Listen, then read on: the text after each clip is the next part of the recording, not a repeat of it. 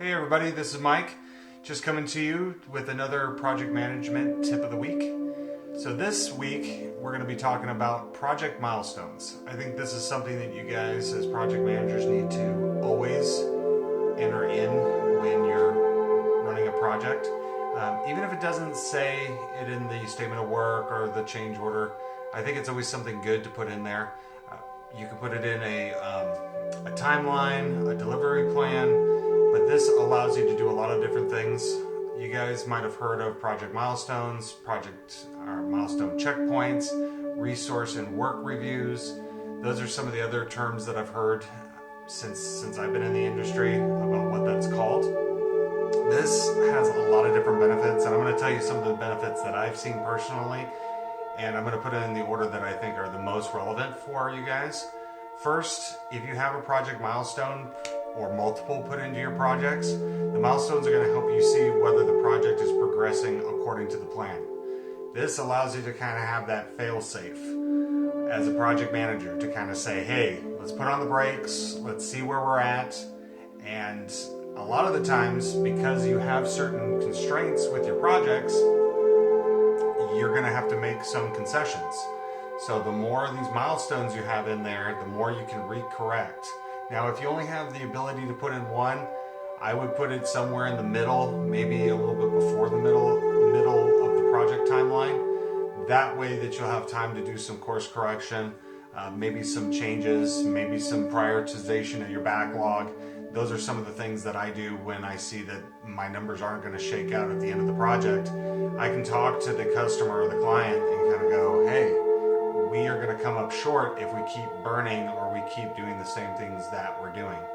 And you always, when you are going to have these meetings, come with a mitigation plan, come with choices, come with suggestions or solutions to the problem. Don't come empty-handed and say, hey, we're not going to make it. Things aren't happening the way that we thought that they were going to do. The client or the customer is not going to like that. They're going to want to hear, well, how are you going to fix it? Some of the things that you can do to fix it is the reprioritization of the backlog. Get the most important things up there first. Have the guys start really working on things. If you guys are using Azure DevOps, use that priority field in all of the user stories. Priority ones, must-haves. Priority two, pretty much right below that. It's a must-have. When you start getting into threes, it may not necessarily need to go in the first release, so those can be kind of put to the back end. And fours, of course, are probably going to be nice to haves. So that's going to allow you to make sure that you are on the right path to have a successful project, whether it be finishing work, resources, budget, timelines, things of that nature. Another benefit of this, it helps you to set realistic project completion dates. So if you start seeing your timeline slide, you need to let the customer know, hey, we're sliding because X, Y, and Z. Maybe not all of it is on your side. Maybe some of it's on their side. They haven't been able to get to you like in the correct amount of time. Those are the things that you can talk about to try to figure out what the mitigation plan is moving forward to help correct for that. Helps you coordinate the team effort, right? The team knows exactly what they're going to need to do and get it done by a certain date. It needs to be done by the end of March, the end of February, whatever those dates are. It helps the team coordinate their efforts based on the milestone. Like I said, it keeps them coordinating. Helps them kind of go, okay, well, I need to get A, B, and C done first because that's what's due at the end of February. It basically creates another positive thing. Even though it may not sound positive, it creates a sense of urgency.